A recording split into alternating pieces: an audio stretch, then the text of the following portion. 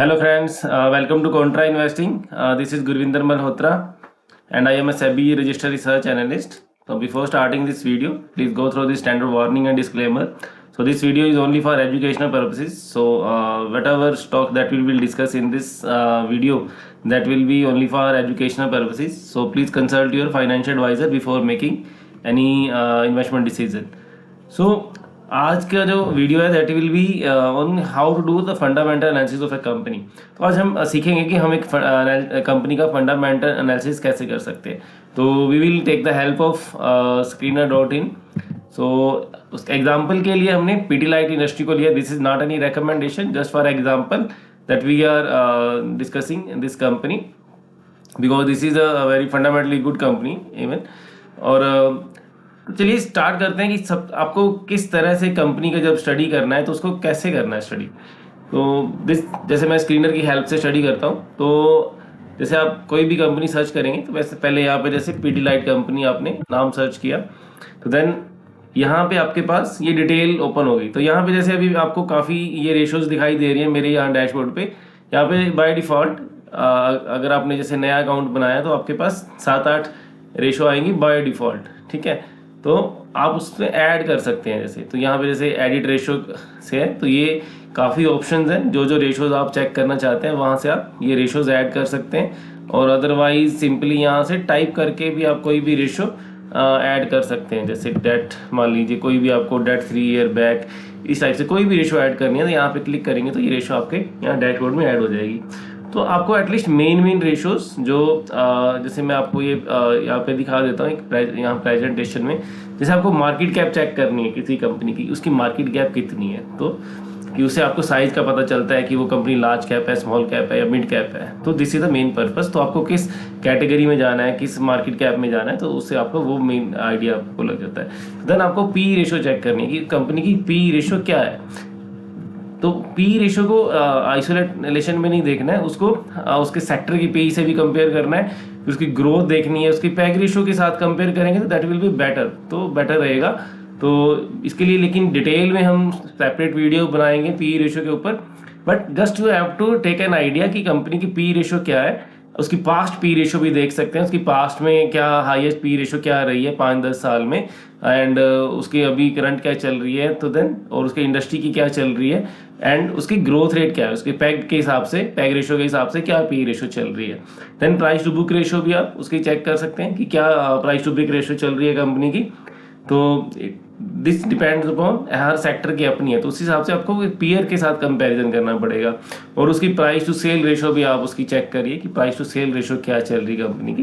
Then उसको उसके peer से कंपेयर करिए, तो पीएस की क्या प्राइस टू सेल रेशो, उसके मार्जिन क्या है। जैसे इसको मैं मार्जिन के साथ चेक करता हूँ तो उसके ऑपरेटिंग प्रॉफिट मार्जिन किस क्या प्रोफाइल क्या है, और बाकी जो कंपनी का जो इसके सेक्टर की बाकी कंपनी है उनका ऑपरेटिंग प्रॉफिट मार्जिन के हिसाब से क्या उनका प्राइस टू सेल है। तो that you have to keep in mind. और डेट इक्विटी रेशो आपको देखनी है। जैसे डेट इक्विटी रेशो की कंपनी की क्या डेट कितना है, रेशो इक्विटी के मुकाबले में डेट कितना है। तो यहाँ पे अगर आप देखेंगे जैसे ये company near about 0 debt company है यहाँ पे, तो जितना डेट कम होगा तो दैट इज पॉजिटिव। तो इसमें हम मतलब ये जो जितने भी पैरामीटर्स हैं this will be applicable for other than NBFC company. NBFC या फाइनेंस कंपनी जितनी भी है उनके ऊपर एप्लीकेबल होंगे। तो बाकी कंपनीज के ऊपर ये मतलब उन कंपनीज के ऊपर अवेलेबल नहीं होंगे, बाकी कंपनीज के ऊपर एप्लीकेबल होंगे। तो उनके लिए अलग पैरामीटर रहते हैं बिकॉज उनका काम ही जैसे डेट लेना और मतलब डेट देना यही तरह का काम रहता है। तो यहाँ पे हमने मार्केट कैप चेक करनी है उसका, तो उसका मान लीजिए स्टॉक की पी चेक करनी है। आरओसी आपको देखनी है कि आरओसी कंपनी कितनी कर रही है, उस सेक्टर में बाकी कंपनियां क्या आरओसी और आरओई कर रही है, तो क्या इस कंपनी की आरओसी उनसे बेटर है। देन प्रमोटर होल्डिंग आपको चेक करनी है, वो डिटेल में भी आप नीचे देख सकते हैं। तो ये भी है आपका, यहाँ से बाद में हम डिस्कस करेंगे प्रमोटर होल्डिंग के बारे में भी।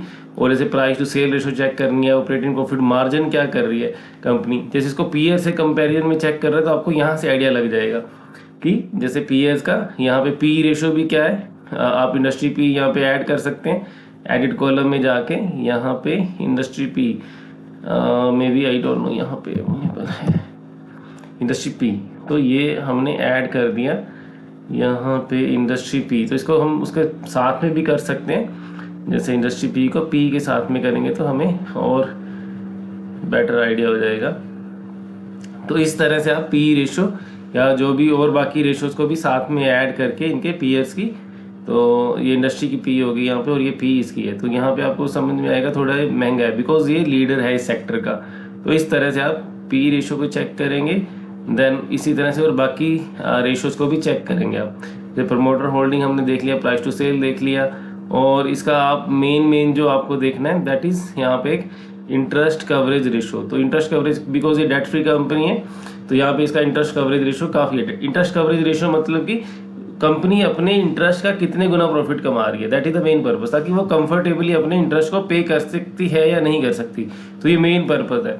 तो इस तरह से आपको ये सारी बेसिक रेशोज देखनी है। जैसे यहाँ पे जो हमने मेंशन किए हैं यहाँ पे, जैसे डिविडेंड यील्ड आप चेक कर सकते हैं, डिविडेंड यील्ड क्या है कंपनी की, डेट इक्विटी रेशो हो गया आपका, डिविडेंड पे आउट कितना अपने प्रॉफिट का कितने परसेंट वो डिविडेंड पे आउट कर रही है, रिटर्न ऑन कैपिटल कितनी है, रिटर्न ऑन इक्विटी कितनी है, ऑपरेटिंग प्रॉफिट मार्जिन क्या है कंपनी के, प्रमोटर होल्डिंग क्या है, प्लेज परसेंटेज क्या है, क्योंकि प्लेज तो नहीं है ज़्यादा, जैसे यहाँ पे प्लेज परसेंटेज भी हमने शायद यहाँ पे ऐड किया होगा प्रमोटर होल्डिंग, और अदरवाइज यहाँ पे आप ऐड कर सकते हैं प्लेज परसेंटेज, ठीक है। तो 0% है, तो प्रेफर करें कि जिस कंपनी की प्लेज कम से कम हो, ठीक है, मैक्सिमम वो 10% से ज़्यादा ना हो, प्रेफर करें कि 0 प्लेज कंपनी हो। तो ये आपको पहले ये बेसिक ये रेशियो चेक करनी है, और उसके बाद यह कंपनी के बारे में यहाँ पे आप स्टडी कर सकते हैं बेसिक, क्या कंपनी करती क्या है।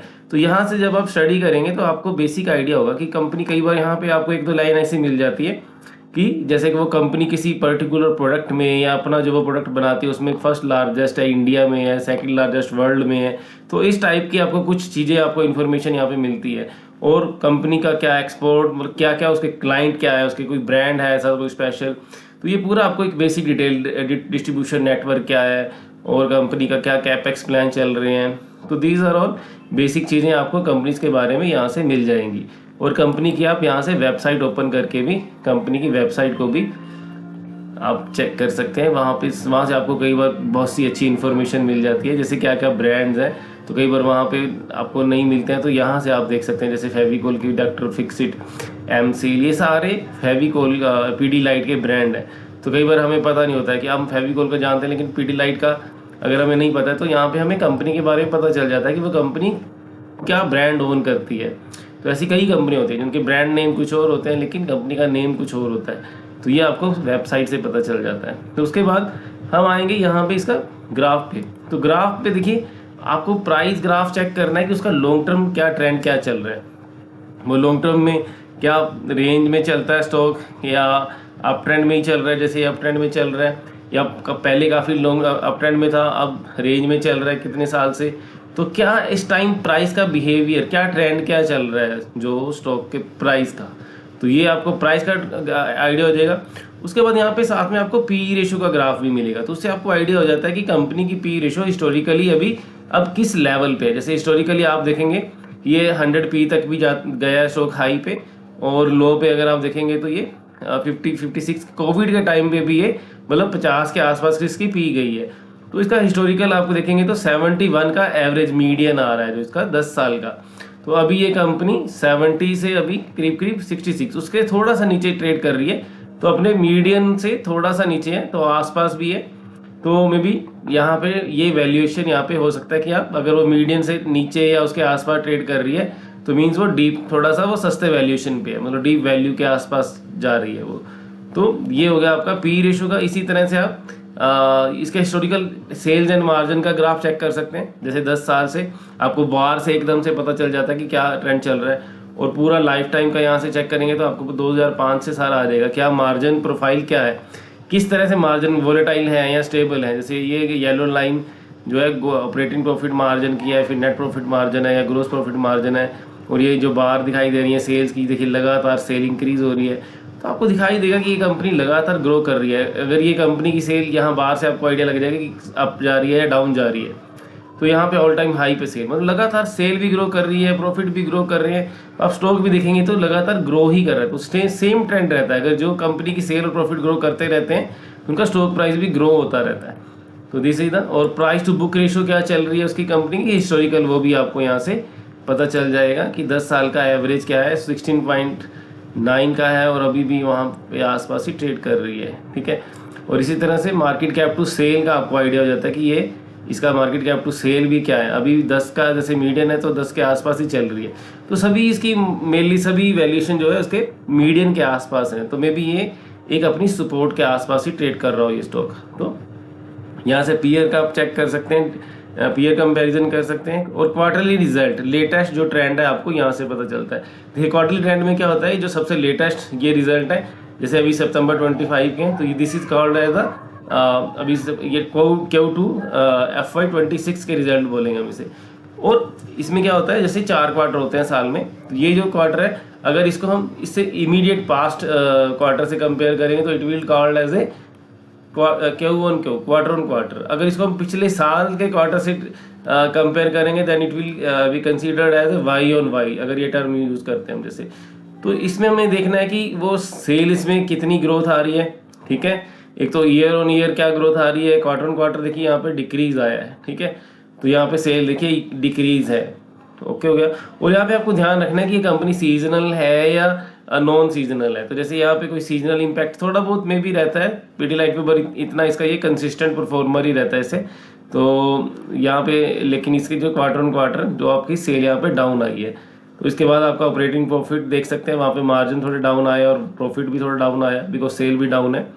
तो मार्जिन पिछले साल के मुकाबले में वैसे स्टेबल है, तो बहुत ज़्यादा कोई चेंजेस नहीं है, थोड़ी सी सेल में डाउन है। तो इसी तरह से आपको बाकी यहाँ पे P&L के बाकी पैरामीटर से अदर इनकम में कोई बहुत बड़ा कोई कंपोनेंट तो नहीं है, अब नॉर्मल तो नहीं है जैसे यहाँ पे 50 करोड़ आ रही है, ऐसा तो नहीं 500 करोड़ होगी एकदम से, ताकि मतलब कोई उससे कोई एबनॉर्मल हमारा प्रॉफिट में वो चीज़ ऐड है तो उसे हम थोड़ा सा उसके हटा के प्रॉफिट को एनालाइज करें। बिकॉज जो अदर इनकम है अगर वो इस टाइप से आ रही है एबनॉर्मल तो वो नेक्स्ट क्वार्टर में नहीं आएगी। तो हमें जो प्रॉफिट का जो फिगर लेनी है वो अदर इनकम को हटा के लेनी है, तो ताकि हम एग्जैक्ट हम एनालाइज हो हमारा एक्यूरेट हो सके। तो इंटरेस्ट जैसे यहाँ पे 13 करोड़ है, कोई ज़्यादा यहाँ पे इंक्रीज नहीं आ रहा है इसी तरह से। और इंटरेस्ट कवरेज जैसे हमने देखी काफ़ी अच्छी है because it is a debt free company. और डेप्रिशिएशन में देखिए कोई एकदम से इंक्रीज डिक्रीज तो नहीं हो रहा है, या अगर कुछ इंक्रीज हुआ है तो क्या फिक्स एसेट्स में काफ़ी इंक्रीज हुआ है। तो ये सब चीज़ों को आपको थोड़ा देखना पड़ेगा, अगर ऐसा कोई एबनॉर्मल चीज़ नज़र आ रही है तो then you should be little bit careful. तो ये आपका हो गया। क्वार्टरली रिजल्ट में भी ये चीज़ें देखनी है आपको। इसी तरह से जैसे टैक्स का रेट भी आपको देखना है, टैक्स का रेट देखिए इसका बिल्कुल कंसिस्टेंट चल रहा है, 25-30 चल रहा है।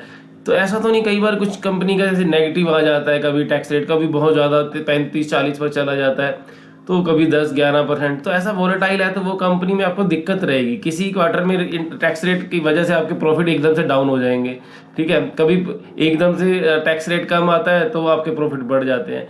तो वो थोड़ा सा आपको ध्यान में देना है कि क्या ये क्यों ऐसा बार बार हो रहा है। तो ये चीज़ें आपको चेक करनी है क्वार्टरली रिजल्ट में, और मोस्टली सेम चीज़ें ही आपको एनुअल रिजल्ट में भी चेक करनी है। बस इसमें क्या है, यहाँ पे आप एनुअल से ही कंपैरिजन करेंगे, यहाँ पे कोई क्वार्टर ऑन क्वार्टर नहीं है। तो एनुअल सेल, एनुअल प्रॉफिट, सभी एनुअल आपको एनुअल मार्जिन, उसका एनुअल अदर इनकम को इस तरह से पूरे साल पिछले साल के साथ आप कंपेयर करेंगे। तो दैट इज द ट्रेंड। तो क्या ट्रेंड चल रहा है, यही सेम चीज़ें जो हमने क्वार्टरली में डिस्कस की है। तो उसके बाद एक ये जो पोर्शन है, this is very very important. May be इसको बाकी लोग कैसे देखते हैं आई डोंट नो, तो I consider it very very important. तो इसमें आपको एक तो पता चलता है कि कंपनी की ग्रोथ का क्या प्रोफाइल चल रहा है, सेल्स का क्या ग्रोथ है और प्रॉफिट की क्या ग्रोथ है, और उसके मुकाबले में स्टॉक प्राइस ने क्या ग्रोथ दी है। तो यहाँ पे मैं कैसे देखता हूँ इसे, एक तो ये आपकी जैसे स्टॉक की यहाँ पे सेल जो है 10% ग्रो हुई है 10 साल में, 12% 5 में और फिर 10 में। ये कंसिस्टेंट सा एक परफॉर्मर है, ठीक है। बट थोड़ा सा यहाँ पे डिप आया, तो ये क्या होनी चाहिए, यहाँ पे ये वाली जो सेल ग्रोथ जब इससे ज़्यादा आएगी तो then it is a positive. ज़्यादा बैक में हम नहीं जाएंगे, अगर जो एटलीस्ट 3 साल से जो पहले आ रही थी अगर उससे डाउन आ रही है तो फिर स्टॉक परफॉर्म नहीं करता एक्चुअली। तो यहाँ पे ये इंक्रीजिंग ट्रेंड में होनी चाहिए, ये वाली एटलीस्ट इमीडिएट जो 3 साल वाले ट्रेंड से, तो उससे इंक्रीजिंग में होनी चाहिए। तो यहाँ पे इसका 10 साल का प्रॉफिट जो ग्रोथ है वो 15 से 20% का रहता है इसका, वेरी कंसिस्टेंट कंपनी। तो ये हो गया आपका, ठीक है। ये भी इंक्रीजिंग में ही होना चाहिए, सेल से ज़्यादा होना चाहिए। एक तो ये चीज़ ध्यान रखनी है, जितनी सेल ग्रोथ हो रही है उससे प्रॉफिट ग्रोथ ज़्यादा होनी चाहिए, मतलब क्योंकि ताकि उसमें लीवरेज का भी बेनिफिट आपको दिखाई दे। तो अगर बराबर हो रहा है तो वो इतना थोड़ा सा पॉजिटिवनेस कम हो जाती है, और कम तो होना ही नहीं चाहिए, सेल से कम प्रॉफिट नहीं ग्रो होना चाहिए, ताकि इट मीन्स कि उसके मार्जिन कम हो रहे हैं, समथिंग इशू इज देयर। और ये जो तीसरी चीज है स्टॉक प्राइस, तो ये खास करके आपको क्या देखना है, यहाँ पे मैं क्या देखता हूँ, जैसे हम एक कोटेशन करते हैं कि जो stock price is the slave of the earning, कि जो आपका जो स्टॉक का प्राइस है वो अर्निंग के ऊपर ही डिपेंड करता है, जितनी अर्निंग बढ़ेगी स्टॉक प्राइस भी उतना ही बढ़ेगा the long run, short term में इधर उधर हो सकता है। तो यहाँ पे अगर आपको दिखाई दे रहा है कि अर्निंग ग्रो हो रही है बट स्टॉक प्राइस कहीं पे ग्रो नहीं हुआ, तो दैट वहाँ पे एक गैप क्रिएट हो जाता है, स्टॉक का वैल्यूएशन कंफर्ट हो जाता है, वहाँ पे एक वो री रेटिंग का कैंडिडेट बन जाता है। बस उसमें एक चीज़ क्या होती है कि ये चीज़ ध्यान में रखनी होती है कि ये जो ग्रोथ है आपकी इस पास्ट ग्रोथ से थोड़ी सी बढ़ के आनी शुरू हो जाए, then it is, otherwise everything okay. जब ये चीज़ होने लगेगी तो ये गैप जैसे जैसे क्रिएट होगा, तो जब ये चीज़ बढ़ेगी तो वो सारा गैप कवर हो जाता है। जैसे यहाँ पे अभी गैप क्रिएट हो रहा है 17% का, ठीक है, तो ये जब ये ग्रोथ वापस आ जाएगी, इससे इंक्रीजिंग ट्रेंड में हो जाएगी, तो देन ये गैप कवर हो जाएगा, आप देखेंगे। तो ये चीज़ें होती रहती हैं ऐसे। तो ये चीज़ आपके लिए, अगर यहाँ पे ये ज़्यादा है, स्टॉक प्राइस की ग्रोथ ज़्यादा है और ये ग्रोथ कम है, ठीक है, तो इट मीन्स आपके लिए एक हो सकता है कि वहाँ पे स्टॉक प्राइस में ग्रोथ के चांसेस नहीं है, मे बी ये चाहे और बढ़ सकता है। तो ऐसे में आपको और केस स्टडीज अलग सी वीडियो में डिस्कस करेंगे, हम यहाँ पे इतनी डिटेल में नहीं जाएंगे। तो ये थोड़ा थोड़ा एक आपको आइडिया रखना है इन चीज़ों का, बट डिटेल हम वन बाय वन एक एक करके कंपनी जब डिस्कस करेंगे तो उसमें हम और डिस्कस करेंगे। और एक इक्विटी कैपिटल आपको देखनी है। अब हम बैलेंस शीट पे आ रहे हैं, तो बैलेंस शीट में क्या है, सबसे पहली आइटम इक्विटी कैपिटल। तो इक्विटी कैपिटल एक तो आपकी बहुत ज़्यादा वहाँ पे मतलब इंक्रीज नहीं होना चाहिए। इंक्रीज का मतलब क्या है कि अगर कोई कंपनी बार बार इक्विटी कैपिटल बढ़ा रही है तो इट मीन्स वो नए equity capital equity share issue कर रही है, जिससे उसका इक्विटी का डिल्यूशन हो रहा है। उससे क्या होता है कि आपकी ईपीएस नहीं बढ़ पाती है अगर वो बार बार मतलब कि आपका इक्विटी बढ़ रही है। अब यहाँ पे जो है मान लीजिए ये कंपनी बोनस वगैरह देती है, then it is different thing. अगर वो बोनस के अलावा इक्विटी बढ़ रही है, मतलब कंपनी नए शेयर इशू कर रही है, उसके अगेंस्ट में कैपिटल रेज करिए, इट मीन्स कि या तो कुछ बड़ा पॉजिटिव कुछ एक्सपेंशन प्लान हो तो वो कंपनी प्रॉपरली एग्जीक्यूट कर पा रही है। बट अदरवाइज ये ज़्यादातर फाइनेंस कंपनीज में ठीक रहता है, क्योंकि उनको फंड की ज़्यादा जरूरत रहती है, क्योंकि उन्होंने तो लोन देना है आगे, तो उनको ज़्यादा से ज़्यादा फंड, हमेशा जितना फंड आएगा तो उतना ही वो आगे लोन दे पाएंगे। लेकिन बाकी केसेस में क्या है कि ये बेटर रहता है कि कंपनी अपने इंटरनल एक्रूवल से ही वो अपनी एक्सपेंशन प्लान को फाइनेंस करे। तो अदरवाइज यहाँ पे ज़्यादा इक्विटी डिल्यूशन नहीं होना चाहिए। तो दिस वन थिंग। और इक्विटी बहुत बड़ी भी नहीं होनी चाहिए, एक ये चीज़ भी मैं देखता हूँ कि इक्विटी बहुत बड़ी नहीं होनी चाहिए। वो हम हमारी बाकी वीडियो में इसको डिस्कस करते रहते हैं। जो मैं मल्टी बैगर रेसिपी के ऊपर जो वीडियो बनाता हूँ उसमें मैं आपको डिटेल में मैंने बताया कि क्या इक्विटी, लार्ज इक्विटी, बड़ी इक्विटी और छोटी इक्विटी किसे बोलते हैं, और ये आपको ध्यान देना है। तो यहाँ पे भी ज़्यादा मतलब ऐसा नहीं होना चाहिए कि बार बार इक्विटी बढ़ रही है लगातार, ठीक है। और रिजर्व लगातार बढ़ने चाहिए आपके, this one thing, reserve positive होने चाहिए और ये इंक्रीजिंग ट्रेंड में होने चाहिए, ठीक है। और ये आपकी बोरोइंग्स, ये बोरोइंग्स में आपको एक तो देखना है, हमें वहाँ डेट इक्विटी रेशियो से ही देख लेते हैं।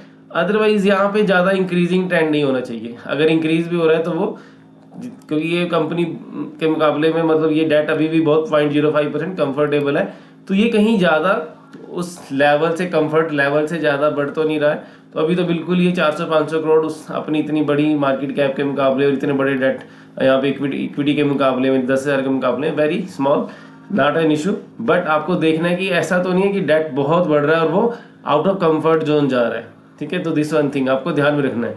और कम हो रहा है तो ये पॉजिटिव है, आपको ये भी देखना है कि कम हो रहा है या ज़्यादा हो रहा है। कम हो रहा है तो it means it is a positive signal. तो ये हो गया आपका डेट को देखना है। और ये शॉर्ट टर्म लाइबिलिटीज, ये आपको देखना है करीब करीब आपकी शॉर्ट टर्म एसेट्स के बराबर में होनी चाहिए, उससे ज़्यादा नहीं होनी चाहिए। तो कम ही हो तो दैट इज़ बेटर। तो ये आपकी शॉर्ट टर्म, जैसे कोई आपके डेटर्स पेबल वगैरह जो रहते हैं, इस टाइप की लाइबिलिटीज यहाँ पे आ जाती हैं। और ये फिक्स एसेट्स में आपको देखिए सबसे पहली एक चीज़ क्या देखनी है कि एसेट्स यहाँ पे इंक्रीज होनी चाहिए लगातार, यहाँ पे डिक्रीज नहीं आना चाहिए। खास करके जब आप इसको ओपन करके देखेंगे तो यहाँ पे आपको डिटेल मिल जाएगी। ये आपका नेट ब्लॉक रहता है, ये आपका ग्रोस ब्लॉक मतलब डेप्रिसिएशन कम होने से पहले, जैसे यहाँ पे डेप्रिसिएशन दिया हुआ है, और ये माइनस करने के बाद आपका ये नेट एसेट्स आ जाती हैं। तो एटलीस्ट मान लीजिए, चलिए यहाँ पे इसका ये एसेट्स है, तो डेप्रिसिएशन कम होने के बाद ये में भी कम भी हो गई, लेकिन अगर जैसे यहाँ पे ये उसके बावजूद भी कम नहीं हुई, तो मीन्स की कंपनी हर साल कुछ ना कुछ एसेट्स ऐड कर रही है, जितनी माइनस होती है डेप्रिसिएशन की वजह से उससे ज़्यादा ऐड कर रही है, तो then it is a positive thing. और एटलीस्ट अगर यहाँ पे इंक्रीज नहीं हो रही तो सबसे पहले तो आप ये देखिए कि ये डिक्रीज नहीं होना चाहिए, ग्रोस डिक्रीज हो रहा है, इट मीन्स की कंपनी अपनी एसेट्स बेच रही है, या तो वो उसने कुछ अपनी ऐसी लैंड एसेट्स बेची हैं जो फालतू पड़ी है, जो यूज में नहीं आ रही है, तो उसको मोनेटाइज कर रही है कंपनी, वो अनप्रोडक्टिव थी, तो that is the different thing, वो कहीं भी यूज में नहीं है। अदरवाइज अगर कहीं एसेट्स कम हो रही है that is a negative signal, तो ये आपको ध्यान देना है। और हम इसको देखेंगे कि नॉर्मली ये एसेट्स आपकी इंक्रीज होनी चाहिए, एटलीस्ट आपकी जो ग्रोस वाली, ठीक है, नेट में एसेट्स नहीं इंक्रीज हो रही तो मे बी एक आध बार में कोई इशू नहीं है, अदरवाइज ये अगर इंक्रीज हो रही है तो और भी पॉजिटिव है। उसके बाद हमारा CWIP क्या होता है कि जो अभी एसेट अंडर कंस्ट्रक्शन है, जो हमारी फिक्स एसेट्स का पार्ट बनेगी बाद में, तो it is also positive thing. अगर यहाँ पे CWIP है, अल्टीमेटली तो ये यहाँ पे ही जाना है, जैसे ये पिछले साल का CWIP अगर ये कंप्लीट हो जाएगा तो इसमें ऐड हो जाएगा, और ये जब कंप्लीट हो जाएगा तो इन एसेट्स में आगे अगले साल में ऐड होके शो हो जाएगा। तो जैसे इन्वेस्टमेंट्स, अब ये इन्वेस्टमेंट्स क्या है, अब कंपनी के पास जो भी एक्स्ट्रा फंड क्रिएट होते हैं, जो कैश होता है, वो कंपनी कहीं ना कहीं म्यूचुअल फंड्स में या बॉन्ड में इस टाइप से इन्वेस्ट कर देती है। तो ये भी एक बैलेंस शीट की स्ट्रेंथ को शो करता है कि कंपनी के पास इन्वेस्टमेंट है, कहीं भी अगर कोई दिक्कत आती है, क्राइसिस आता है, तो company is having a strong backup which can be used in case of any emergency. तो ये आपको एक स्ट्रेंथ, उसको वैल्यू प्रोवाइड करती है कंपनी की बैलेंस शीट को। और अदर एसेट्स में सबसे पहले क्या आ रहा है, इन्वेंट्री।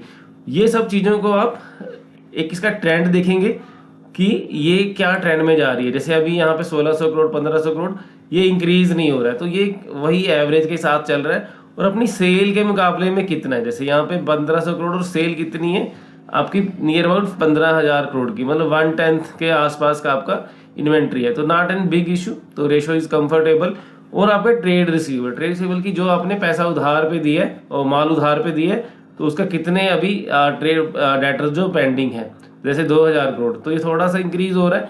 तो क्या ये अकॉर्डिंग टू सेल ही इंक्रीज हो रहा है, और जो नेट ये क्या परसेंटेज है, जैसे आपका 9,000 के अगेंस्ट 13-14,000 के अगेंस्ट में आपका सिर्फ 2000 का, तो मतलब ये आपका नियर अबाउट 15% के आसपास है, दैट इज कंफर्टेबल। 25% 30% तक का इसको कंफर्टेबल मान सकते हैं कि आपके डेटर्स हैं, तो दैट इज कंफर्टेबल। और अदरवाइज आप देख सकते हैं कि बाकी पीयर कंपनीज में क्या रेशो चल रही है ट्रेड रिसीवेबल की, क्या वहाँ पे स्टैंडर्ड है।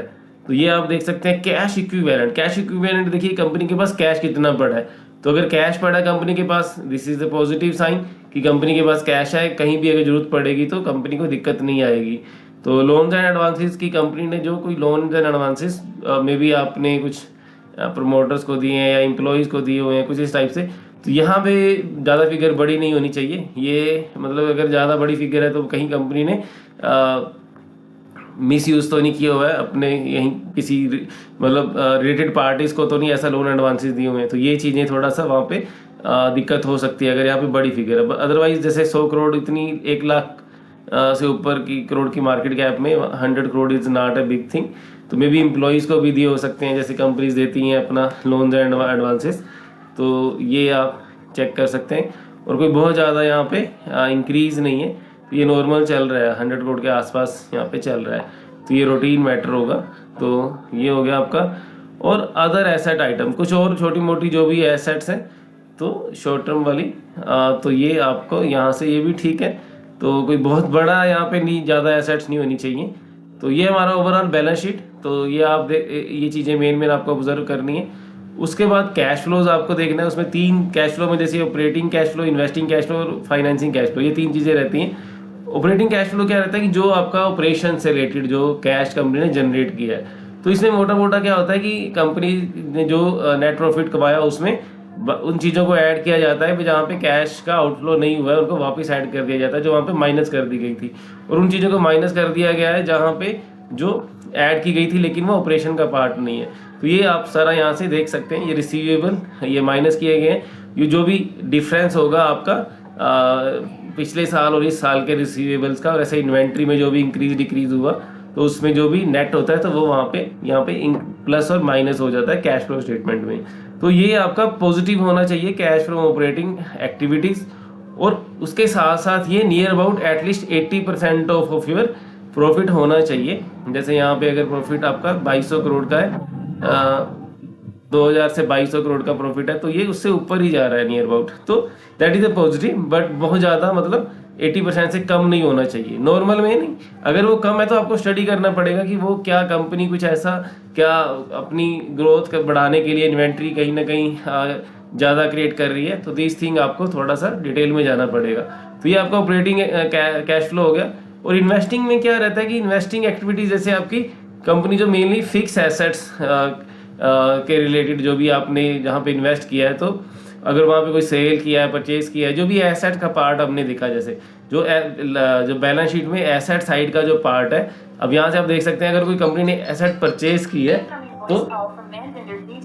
तो उसमें आप ये आपका एसेट जो अगर कोई इंक्रीज किया तो यहाँ पे जैसे कैश अपलो नेगेटिव हो जाएगा।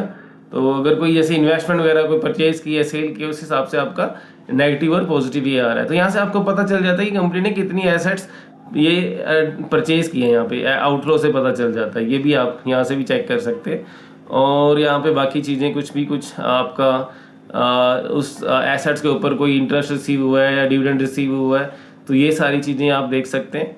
तो इसके बाद आपका कैश फ्रॉम फाइनेंसिंग एक्टिविटी मतलब जो आपका लाइबिलिटी पार्ट में जो भी है, या इक्विटी से कुछ पैसा आया या डेट से पैसा आया या उनकी पेमेंट की है, बायबैक की है तो वहाँ पे पेमेंट की है, या डेट की पेमेंट की है, इंटरेस्ट की पेमेंट की है, या आपका डिविडेंड पे किया है, तो ये सारी यहाँ पे आइटम्स यहाँ पे आएंगी। तो दीज आर द ये आपका होगा कैश फ्रॉम फाइनेंसिंग एक्टिविटी। जैसे प्रोसीड फ्रॉम कैश, कुछ कैश आया, प्रोसीड फ्रॉम शेयर से, ठीक है। प्रोसीड फ्रॉम बोरोइंग, कुछ बोरोइंग की है कंपनी ने, रीपेमेंट ऑफ बोरोइंग हुआ है तो इंटरेस्ट पेड हुआ है फाइनेंस का जो भी डेट है थोड़ा बहुत, और डिविडेंड पे किया है कंपनी ने।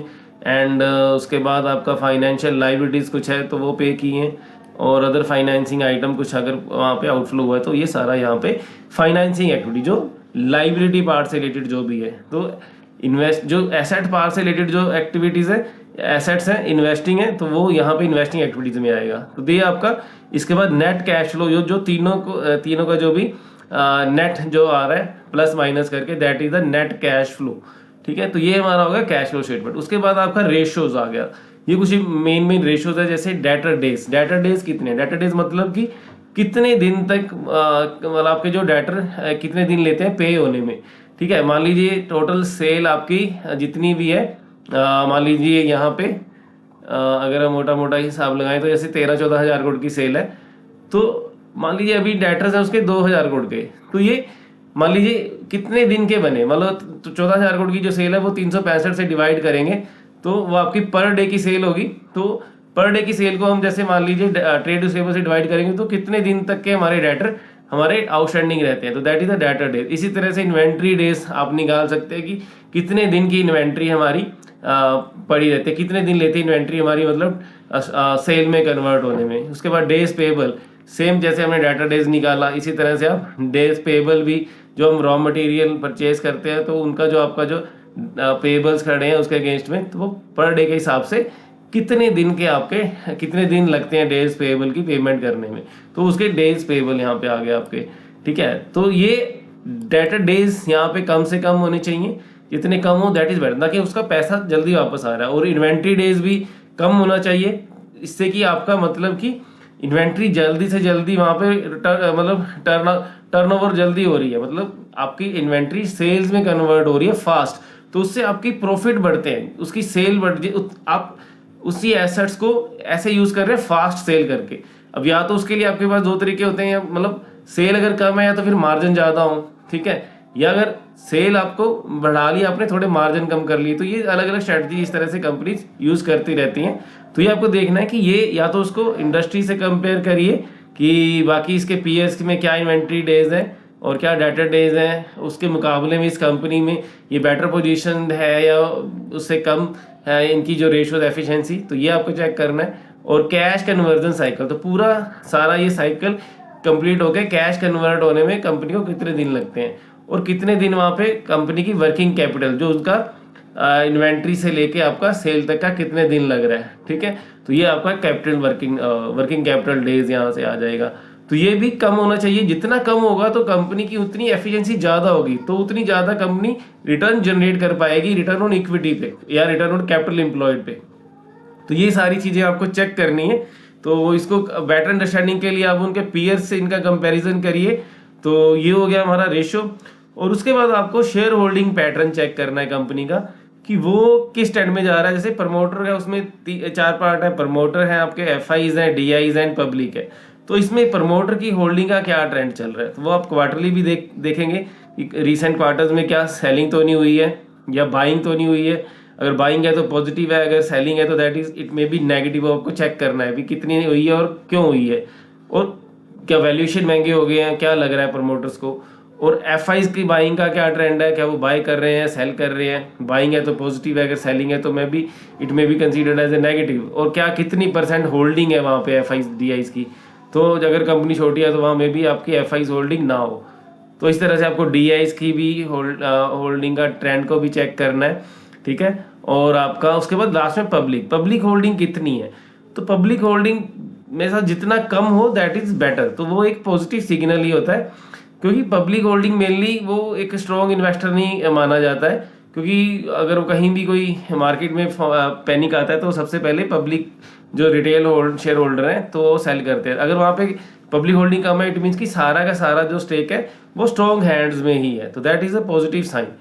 और उसके बाद है नंबर ऑफ शेयर होल्डर का ट्रेंड भी मैं काफ़ी ऑब्जर्व करता हूँ कि यहाँ पे बहुत ज़्यादा इंक्रीज तो नहीं हो रहा है। अगर ये number of share holder increase हो रहे हैं, इट मीन्स कि ये एक शो कर रहा है कि वो ज़्यादा लोगों में शेयर जा रहा है, मतलब वो डिस्ट्रीब्यूशन हो रहा है। अगर नंबर ऑफ शेयर होल्डर कम हो रहे हैं तो इट मीन्स कि वो अकोमुलेशन हो रहा है। तो ये भी आप चीज़ों को आपको थोड़ा सा ऑब्जर्व करना है इन सब चीज़ों को। तो बाकी ये मोटे मोटे हमने कुछ पैरामीटर्स डिस्कस किए हैं जो आपको एक कंपनी की जब स्टडी करनी है तो उसको में चेक करना है। ये हमने सिंपल एक कंपनी का एग्जांपल लिया है, तो आप अलग अलग कंपनीज में चेक करिए। जैसे मैं भी और वीडियो डालता रहता हूँ, हर कंपनी जो पुराने जो मल्टीबैगर बने हैं उनको अगर मैं डिस्कस करेंगे तो हमें बेटर आइडिया रहता है। और उसके बाद कुछ और इन्फॉर्मेशन जैसे रहती है यहाँ पे आपको, जैसे कंपनी की कॉन कॉल रहती है। कॉन कॉल क्या होता है कि कंपनी के मैनेजमेंट जो एनालिस्ट से मीट करती है, वहाँ पे उनके क्वेश्चंस रहते हैं, तो वो सारे उनका जवाब देती है कंपनी, उनकी मैनेजमेंट। तो यहाँ से आप पढ़ सकते हैं कि उसमें क्या कंपनी गाइडेंस दे रही है, क्या आने वाले फ्यूचर के लिए क्या कमेंट्री कर रही है कंपनी। और यहाँ पे आपको इसके नोट्स भी यहाँ पे मिल जाते हैं। अगर आप पूरा नहीं पढ़ना चाहते हैं तो शॉर्ट में आप इनके ये नोट्स पढ़ सकते हैं, screener.in के द्वारा जनरेट किए जाते हैं। और या पीपीटी भी आप इनकी देख सकते हैं। कंपनी एक प्रेजेंटेशन देती है अपने रिजल्ट के बाद में, उसको इन्वेस्टर प्रेजेंटेशन बोल देते हैं। तो यहाँ पे भी कंपनी को आपको कंपनी के बारे में काफ़ी फ्यूचर के बारे में आइडिया मिल जाता है कि कंपनी क्या प्रोजेक्ट। अगर आप कौन कौन नहीं पढ़ सकते हैं तो मे भी आपको यहाँ से प्रेजेंटेशन से भी काफ़ी हेल्प मिल जाती है कंपनी के बारे, फ्यूचर में क्या प्लान्स हैं, तो यहाँ से भी आपको मिल जाता है। तो ये सारा आप, और यहाँ पे आप क्रेडिट रेटिंग की रिपोर्ट भी पढ़ सकते हैं कंपनी की ओपन करके। और यहाँ पे फाइनेंशियल ईयर जो उसकी एनुअल रिपोर्ट भी पढ़ सकते हैं। जैसे यहाँ पे पिछले शायद काफ़ी 2012 से लेके यहाँ पे अवेलेबल है, और ये आप देख सकते हैं एनुअल रिपोर्ट। और जो भी अनाउंसमेंट आती हैं वो भी आप जो बीएसई पे भी मिल जाती हैं आपको, और यहाँ भी से रीसेंट है, कोई इम्पोर्टेंट है, और सर्च भी कर सकते हैं कुछ भी। जैसे रिगार्डिंग मान लीजिए बोर्ड मीट है मान लीजिए, या कोई रिजल्ट के रिगार्डिंग है, जैसे बोर्ड मीट आ गया या रिजल्ट के रिगार्डिंग, तो आप वो चेक करेंगे तो आपके पास यहाँ पे वो सारा आ जाएगा। तो इस टाइप से आप ये किसी भी कंपनी का अगर आपको स्टडी करनी है तो ये सारे पैरामीटर आप चेक करेंगे तो you can get a better idea about the company. तो आई होप कि ये वीडियो आपको हेल्पफुल रहेगा किसी भी कंपनी के एनालिसिस के लिए। तो इसी के साथ thanks for watching this video. तो इसी के साथ हम नेक्स्ट वीडियो लेके आएंगे किसी और टॉपिक के ऊपर। So thank you very much.